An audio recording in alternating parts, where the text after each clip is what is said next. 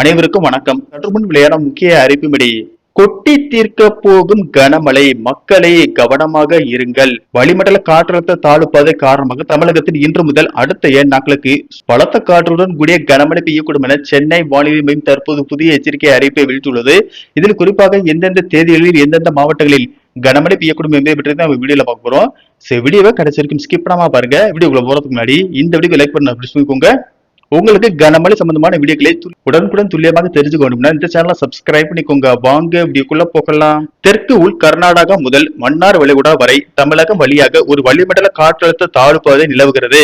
இதன் காரணமாக தமிழகத்தில் இன்று ஒரு சில இடங்களிலும் புதுவை மற்றும் காரைக்கால் பகுதிகளிலும் இடி மின்னல் மற்றும் 40 முதல் 50 கிலோமீட்டர் வேகத்தில் பலத்த காற்றுடன் கூடிய லேசானது முதல் மிதமான மழை பெய்யக்கூடும் என்றும், குறிப்பாக நீலகிரி, கோயம்புத்தூர், திருப்பூர், தேனி, ஈரோடு, சேலம், நாமக்கல், தருமபுரி, கிருஷ்ணகிரி மற்றும் திருச்சி மாவட்டங்களில் ஓரிரு இடங்களில் கனமழை பெய்யக்கூடும்.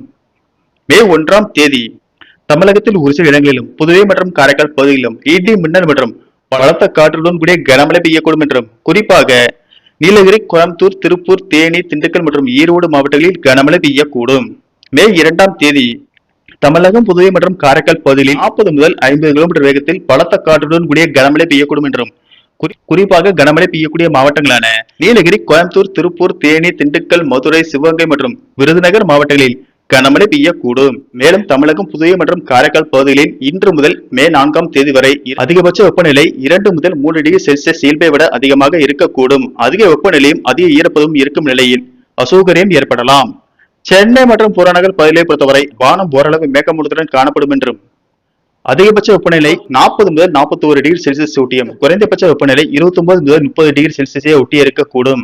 மீனவர்களுக்கான எச்சரிக்கையின்படி வடக்கு ஆந்திர கடலோர பகுதியில் அதனை ஒட்டிய மத்திய மேற்கு வங்கக்கடல் பகுதிகளில் சூறாவளி காற்று மணிக்கு 45 முதல் 55 கிலோமீட்டர் வேகத்திலும் இடையிடையே 65 கிலோமீட்டர் வேகத்தில் வீசக்கூடும் என்பதால் மீனவர்கள் அந்த பகுதிகளுக்கு செல்ல வேண்டாம் என்று அறிவுறுத்தப்படுகிறார்கள்.